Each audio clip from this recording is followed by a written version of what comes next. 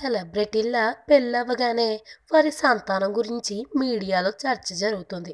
బిడ్డ పుట్టగానే పేరు గురించి డిస్కషన్ మొదలవుతుంది.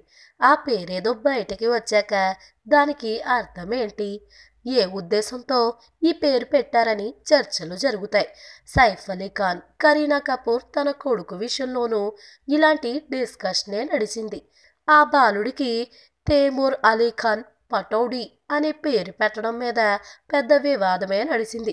ఒకప్పుడు భారతదేశంపై దండయాత్ర చేసి ఢిల్లీలో విధ్వంసం సృష్టించిన టర్కీ రాజు పేరు తేమూర్. దీంతో అలాంటి పేరెందుకు పెట్టారంటూ సైఫ్, కరీనా దంపతులపై నెటిజన్లు మండిపడ్డారు. అయితే వీళ్ళిద్దరూ ఈ విషయమై తమ స్పందన ఏంటో తెలియజేయలేదు, సైలెంట్గా ఉండిపోయారు. అయితే ఈ ఎట్టకేలకు సైఫ్ ఈ విషయంలో నోరు విప్పాడు. తన కొడుకు అందరూ అనుకుంటున్న తేమూర్ కాదని అతను స్పష్టం చేశాడు. కొడుకు పేరులో ఉన్న మతలబ్ను అతడు ట్విట్టర్లో వివరించాడు సైఫ్. చరిత్ర గురించి నాకు అవగాహన ఉంది. మన దేశంపై దాడి చేసింది టర్కీ రాజు తైమూర్.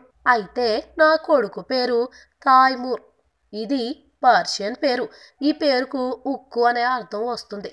ఈ పేరు నాకు, నా భార్య కరీనాకు ఇష్టమని సైఫ్ తెలిపాడు.